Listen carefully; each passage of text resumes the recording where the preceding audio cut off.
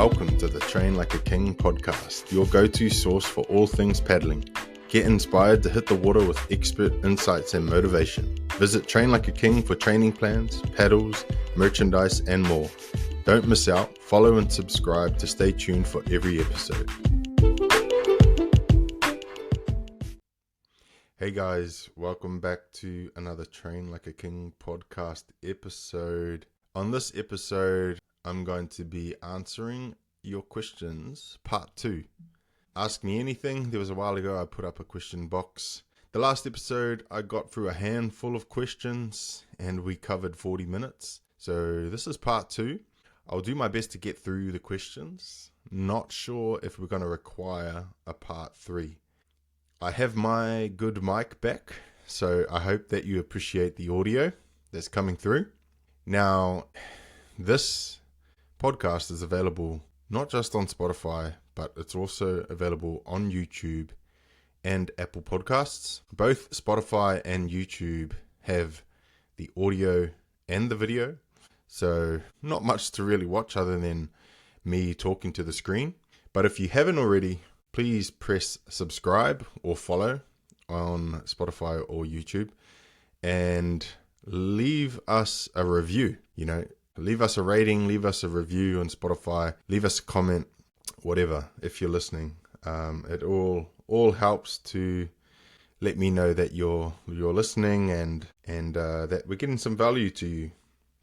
So the last question that I finished the last episode on was, how many kilometers do I paddle during the week? So if you want to hear the answer to that, go back to the previous episode and have a listen. But we're going to pick up where we left off and jump straight back into your questions. Unlocking my training secrets. Now, no training secrets around here, but let's see where we are. The first question is, main difference between a Timmy and a Phi. Now, although I don't have a lot of experience on a Timmy, I've only been on a Timmy cup maybe once or twice. My father did own a Jacques Canoe, which is very similar to the Timmy, I would say. So I would say that the Timmy overall volume is smaller, and I think that the rocker of the Timmy, or the banana underneath it, is a little bit straighter than the Phi. So all I can say is that the Timmy potentially tracks a straighter line, especially in the flat. However, usually that means that when it comes to surf, it's a little bit more difficult to control and maneuver the canoe because of that straight rocker. The other thing to take into account is that the less volume may not accommodate heavier paddlers. The Phi has a little bit more volume, and maneuverability because of the rocker underneath. So it may be easier for us heavier paddlers to navigate a Phi, especially in surf. So, I mean, it's pretty hard to compare, but both canoes have been really successful. There's been successful paddlers on both. There's been champions in the Phi. There's been champions in the Timmy, like Steve and Rete, so it comes down to preference. But for me, being a heavier paddler, I prefer the Phi, and I love the fact that the Phi can be paddled in any conditions: flat, surf, headwind, sidewind, and yeah, it's pretty good, especially the 4SI now. The 4SI, love the volume on that. So yeah, that's that. Do you use different paddles to train with versus race? Personally, when I paddle in the single, I don't necessarily use different paddles. I just use the one that suits me best. However, in the 6-man, I think it can be beneficial to use, say, bigger blades or longer blades, because that basically is a form of resistance training, and it teaches you to use the bigger muscles of the body, so that when you do switch back to smaller paddles for the race, then you're gonna be better developed. I would say the reason why it's good for 6-man is that in the 6-man, seat 1 to seat 5, all their job is paddling front to back, front to back. You're not doing angle strokes, adjustment strokes like you would be in a V1. So in a V1, it's not as beneficial because you're trying to develop the skill to paddle the V1. You know, it's hard enough trying to steer it with a normal paddle, let alone a big, long paddle. I don't think the translation is going to be that good. Whereas in the 6-man, I think it's really good. I think it's really good options. You know, I know that the likes of Shelva'a, they train with longer, bigger wooden paddles in their training. Alongside they do a bit of PVC, you know, bungee type weight training. And that's going to build, you know, 6-man specific strength and power and ultimately endurance. And then when they switch to their racing paddles, boom. So, yep, you can do that. I don't paddle a lot of 6-man, but yeah, it's a good idea. What training do you do to improve technique? So I would say the best time to practice your technique is when you're doing your low intensity endurance paddles, aerobic endurance paddles, because it's low intensity. This is where you can test things a little easier. You know, when you're sprinting or when you're working intensely, it's difficult to maintain form and technique. So it's better to do it, you know, really practice it in your aerobic paddles and then just try and maintain it as much as possible in your intervals and sprints. There's a few drills out there that people tend to do, like, you know, maybe there's a couple like pausing at the back slightly just to feel the glide of the canoe before you take the next stroke. That's one drill. Even when you're returning to the front of the stroke, making sure that, you know, you're smooth, everything's smooth, you're not bouncing the canoe. What's another drill? I guess there's some form of like, you could pause at the front of your stroke, but this is good as well. But sometimes pausing at the front of the stroke can be bad because I believe it like kills your momentum. It doesn't allow you to use the energy of your body coming forward and then you placing the paddle in. That's like a free bit of energy right there, just like coming through and placing your paddle. Because even though you haven't even started to pull back on the paddle yet, even the force of placing the paddle kind of in the downward motion, you're already starting to create lift and a little bit of propulsion in that phase. So if there's too much of a dramatic pause, like a set drive, you're not going to get that bit of free energy using your body. Now, there's still the importance of like getting a good catch and being kind of cautionary at the catch, because you don't want to just be like plopping or going crazy, but there's still the ability to come forward, use the energy, and, you know, really apply good catch and power into the front of the stroke to create that, what I call like almost free energy, really. Even your arm wants to come back to you. You place weight on that paddle. It's gonna inevitably start coming back to you because of the natural movement of the arms and the body, you know, and the shoulder joint. Even though you're starting to plie down, the paddle starts to work back to you. So what was that question? Technique, yeah. Okay, moving on. When will you come back to Brazil? Not too sure if I'll get back to Brazil this year. I'd love to come back for the Mola Cabra and Fortaleza. However, the Worlds are next year, in Niterói. So might have to wait till then. Otherwise, who knows? I've only really planned up to Hilo this year. Not sure what the rest of the year brings. So could make an appearance back over there if it's worth it. How did you get sponsored? Now, I first got sponsored by Thai Paddles. Shout out to Thai Paddles, who we now have a collaboration with after 10 years of paddling using Thai Paddles. You know, helps that he's a teammate and a mentor as well over the last 10 years, Conan Herbert. And my other longtime sponsor, 5R, they've been with me for 10 years. I would say the way that you get sponsored is basically just, you know, train hard, put the time in, go to as many races as possible, try and get, you don't have to be winning, but you just have to be consistently competing and I guess showing improvement. People will notice that. And people will want to invest in your journey. If you get, motivate yourself enough to put in the work, and if you got to have a vision too, and if you have a vision and you're determined to achieve it, people will notice that, and like I said, they'll invest their time in you. Now, I will also say that the easiest way to do that is also to kind of market yourself. And the easiest form of marketing is just basically, taking a GoPro out there on the water with you, and just filming your paddling sessions. Like, that's how I started the YouTube channel years and years ago, over 10 years ago now.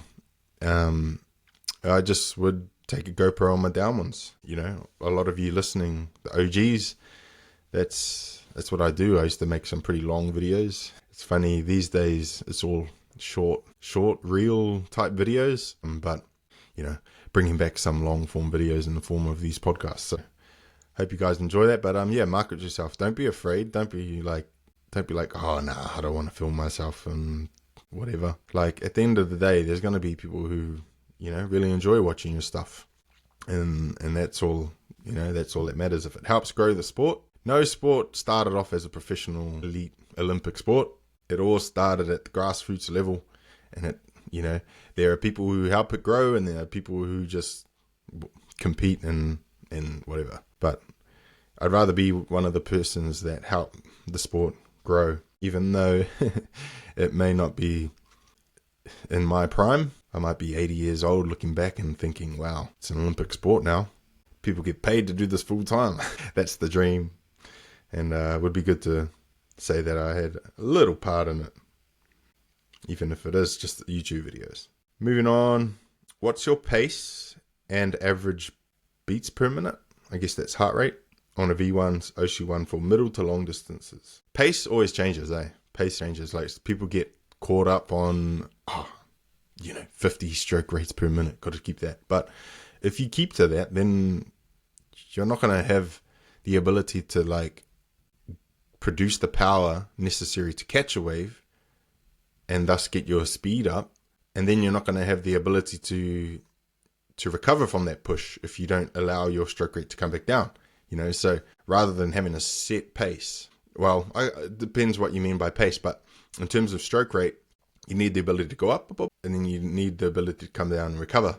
Now, I guess the same, even if you're thinking about pace in terms of speed, it's the same idea. You need the ability to go up and chase the wave, catch it, take your speed up to 13, 14, 15 kilometers an hour, whatever it is. But then you're going to come back down, So rather than saying, I'm just going to keep, I guess if you aim for an average, if you're trying to aim for an average, I know that a good average is about 12 kilometers an hour. But most of the time you need a little bit of help. You're not going to achieve that in a headwind, but maybe you'll get there in really good flat water conditions. Maybe. I know that Kevin, for the TI tour, he's 1 year. I did a bit of research, and he averaged about 13 kilometers an hour for that race, 28 Ks.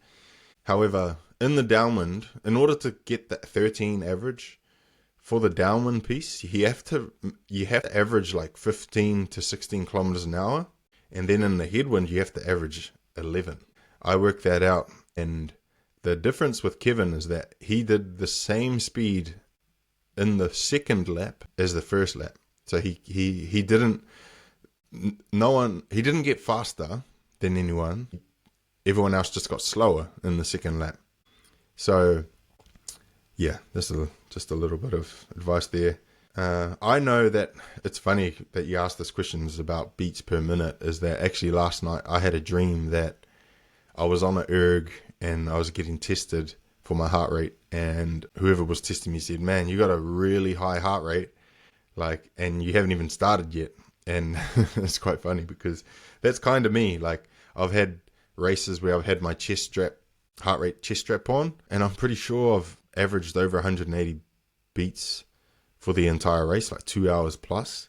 Don't know if that's even possible, but Chest straps are pretty reliable. So unless something was happening, I don't know if that's a good or bad thing, but yeah, it happened anyway, multiple times. Yeah. I don't worry too much about heart rate, like even in my training plans, I've got heart rate there, but don't let it be your one or be all, because you're going to have days where you're like tight, when you're pushing yourself you're pushing your limits to try and break your plateaus and get better. You're going to fall into like levels of fatigue that you're not really normally comfortable with. And there's going to be days where like you just can't get your heart rate up to the right zone.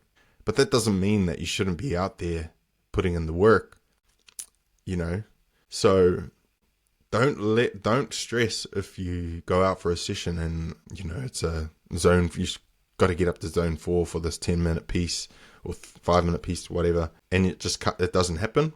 It's okay. Just, unless you're really on the verge of like getting overuse injuries or whatever, just get it done. Just get out there, get it done. If you're not hitting the zone, that's fine. At least you're out there doing the intervals. It's more than, it's better than actually just not going out and not doing anything, because sometimes, but hey, this is when you're in the building phase. If you really want to take your performance to the next level, you're going to have to go through those stages of fatigue. And the best time to do that is early in the training phase, like the base endurance phase. You can afford to do that because the majority of the training is low intensity. That's where you really forge the new level of volume that you get your body used to. Best to do it there rather than the peak training phase where you've got a lot more intervals and high intensity training. That's why you got to do your groundwork first. So my training plans always start with a base endurance phase. Now, next question. How frequently do you train? Already answered that one. 6 days a week. I like to get on the water. Ideally, some of those days would be double. Yeah, so it all depends on time. Do you train in the morning on an empty stomach? Yes, that's a good question. And I'd say it's not a bad idea. It's not a bad way to train because like most often or not, you've had dinner the night before. And so you've had, and if you've had carbs for dinner, then your muscles are gonna have some energy to train. It's not like you're fasted, but doesn't mean that you're depleted. So I find that training first thing in the morning on an empty stomach is good. It's good. As long as you've got some overall, like, over the day, you're getting enough energy and protein and whatnot to sustain a decent level of training, then you're good. If you're completely fasting, like in terms of like carbless, just don't expect that your training is going to be like very high intensity, high quality stuff. The more you limit the carbohydrate, then the more you rely on your fat stores, which is good. But remember that it's going to be a lot of that's going to be lower intensity stuff, which isn't bad because you're building your engine that way. So yeah, do train on empty stomach. Just got to make sure to get up early and train, that's all. Like I didn't do that this morning. I'm planning on training sometime today, this afternoon. So I already had breakfast. When are you coming back to Hawaii to paddle? Oh man, I would love to get there for the solo, but no, I'm missing the solo this year. I'll make bigger plans to come back for that next year. And again, I've only really made plans up until Hilo, so I'm going to be there in August, one way or another, as I'm coaching the New Zealand men's team. So yeah, see you in Hilo. What is your fave canoe? 5R, of course. And Ares OC1 and a Vega surf ski. Those are my favorites. How much percentage high intensity versus volume training do you do for 500 meters? Oh, did I answer this one last? I think I answered this one last time. It's about 50-50.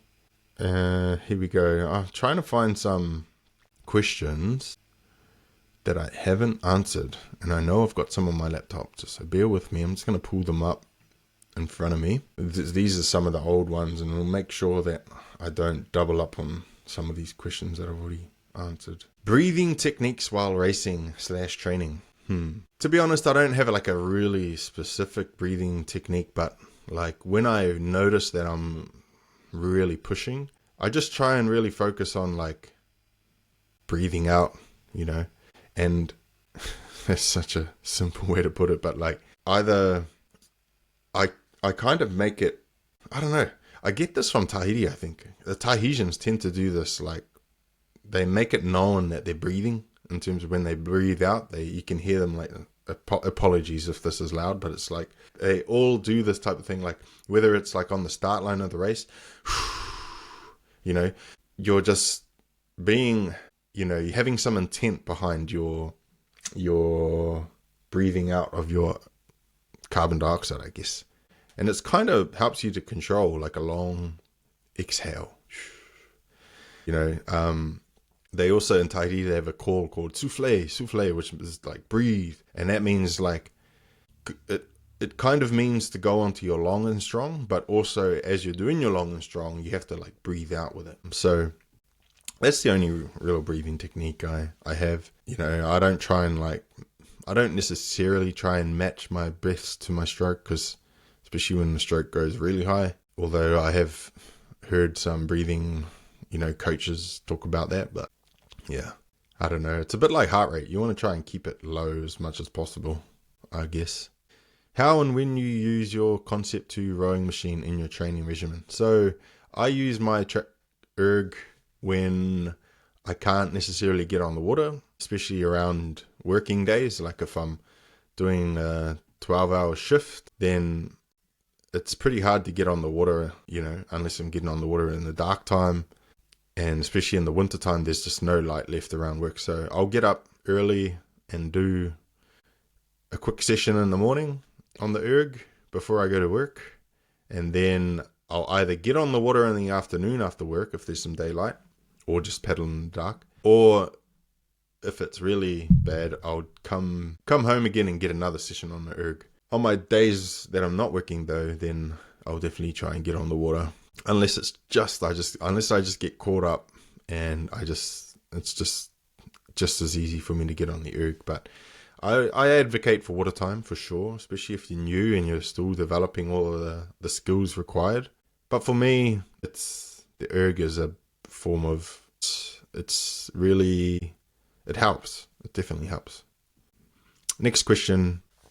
How would you integrate the Vaka paddle cadence sensor into sprint training? Maybe it's important when you do break down your sprint sessions, so like it's probably not that useful when you're doing a full 500 meter sprint and running through your full race strategy, because it's just too much to kind of focus on and break down. But let's say you broke down your 500, like let's say you focus on one aspect of your sprints, and that was like starts. And for the first 30 seconds, you wanted to measure your average stroke rate for that 30 seconds, and if your goal was to like hit 90, then it's a good way to use the cadence sensor to get you up to that 90. Whereas the rest of the race, you're not going to maintain 90, it might drop down to 70 or something like that. So maybe it's good when you break your sessions down into this, I often break my training plans down into starts, the middle of the race, whether that's speed endurance, and even the finish, so like when you're breaking it down, or you're breaking it down by energy systems, ATP, PC systems, lactic systems, your anaerobic threshold systems. Like when you're doing this, it might be more important to use the Vaka paddle cadence sensor, but it's just another measure that you can use to kind of give you an idea of where you're at. Sometimes you just don't really know what your stroke rate is if it's you out there without a device like that. V1 sprint starts, stroke rate at start, and how it should change once it has reached constant speed. Well, I just kind of touched on that. Like the start, for the first 10 seconds, you've got that free energy from the ATP system. I say free energy because it's stored in the muscle, and it's like you don't need to take a breath to do it, to get it. So you can afford to really, like, if you're well rested, you can afford to really give it all at the start to a degree. If you give it all for the start and keep giving it all, then eventually you're gonna hit the wall due to muscular fatigue from the lactic acid accumulation. But if you can have a really good start in a really short period of time, like sub 10 to 15 seconds type thing, then start to bring that rate back down, or then you're going to be a lot better off in that race, as opposed to like pushing 100%. By the time you get to the 250, you're kind of toast and you start losing your speed. But a good race strategy allows you to have something at the finish. So yeah, I don't know, stroke rate needs to get up there for sure. However, there's two different ways of doing it. Like, you can have a low stroke rate but really good, strong connection, and be working as hard as someone who has a really high stroke rate but isn't like fully sinking the paddle, if that makes sense. So it kind of depends on who you are and what works for you. I think that the lighter paddlers can have the really high stroke rate and they're not necessarily sinking the paddle as much, whereas the heavier, stronger paddlers, they can work on a lower stroke rate but have more power in the water. And it really comes down to what you prefer. For me, I try and get it up there, but yeah, not too much that it impacts the middle and the end of my race, if that makes sense. Difference between women and men's paddling technique. That's a really good question.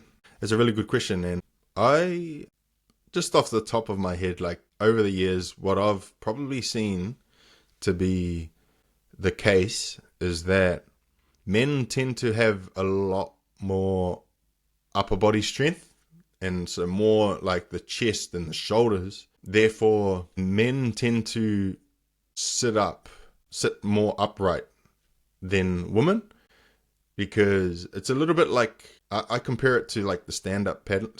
Like, when the force becomes so great on the paddle, on the blade, when it becomes really difficult to pull,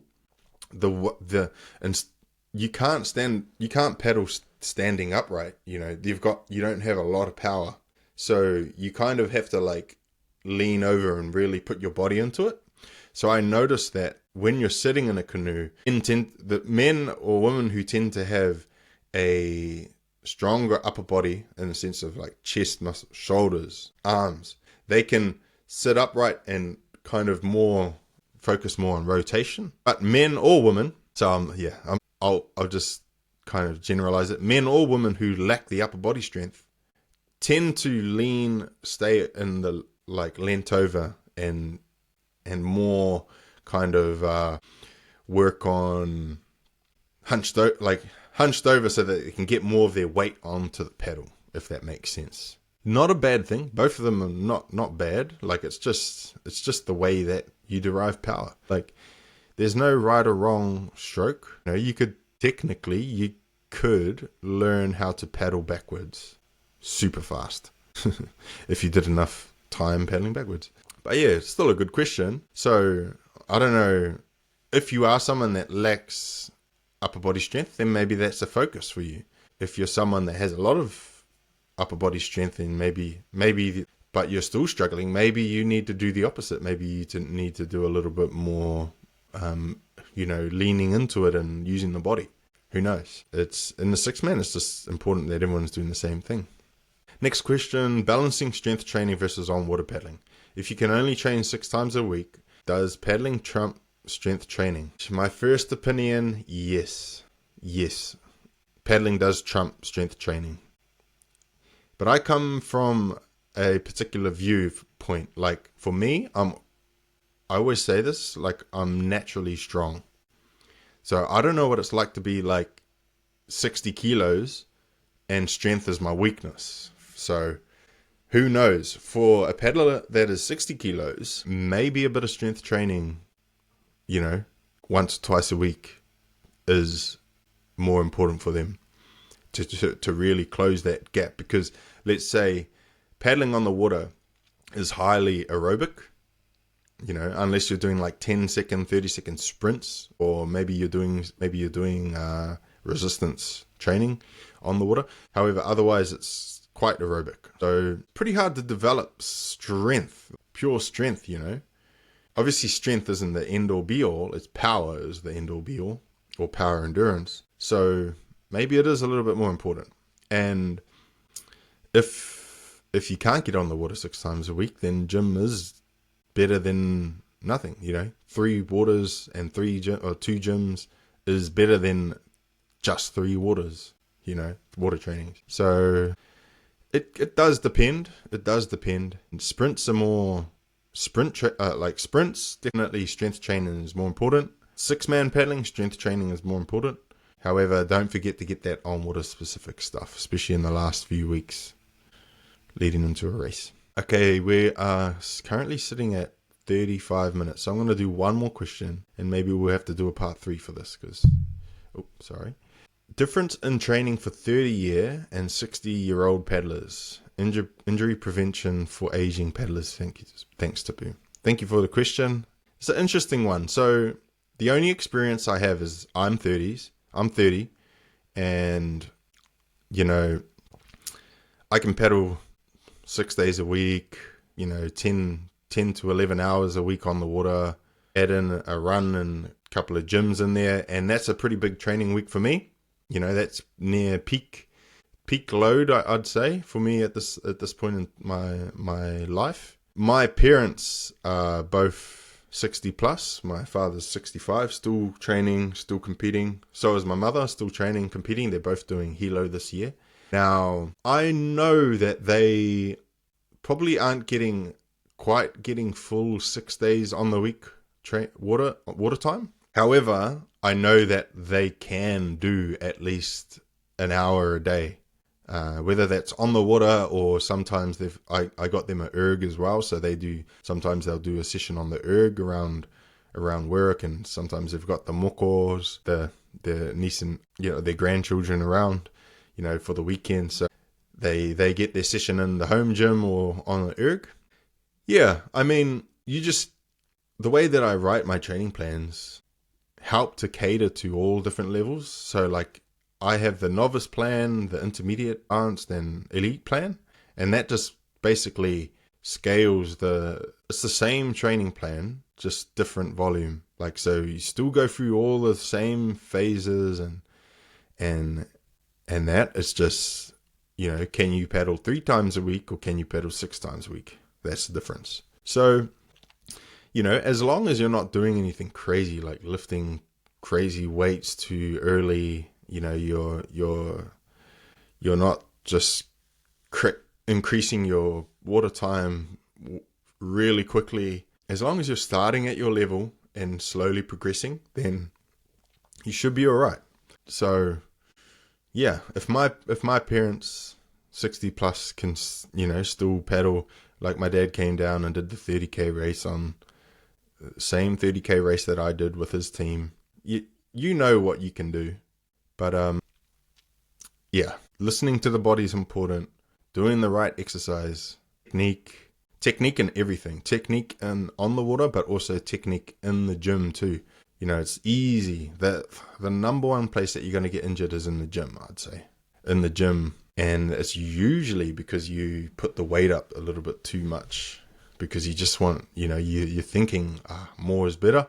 But I'd rather you kept the weight low but had good technique. And over time, you're gonna like really, it's gonna be more beneficial for your paddling. You don't want to, hurt yourself in the gym or push yourself in the gym so hard that it's just like when you get on the water, you're just like completely toast. You can't have a quality session on the water. So just take your time, or alternatively, just don't do any of the land training stuff. Don't do any of the gym stuff. Just paddle and maybe do a little bit of cross training, whether that's like cycling or walking or, that's my advice anyway. It all comes down to the individual and, yeah. Anyway, guys, we've done another 40 minutes and we still haven't finished all of the questions. So I guess there's going to have to be a part 3. Hope you guys enjoyed this one. Hope the audio and the video kind of pulls through because the Wi-Fi isn't very stable. But yeah, thank you guys for listening. Again, check out trainlikeaking.com. New training plans. Oh, and by the way, the team training plans are finished. I just need to get the video component finished for them. I might do that today. And yeah.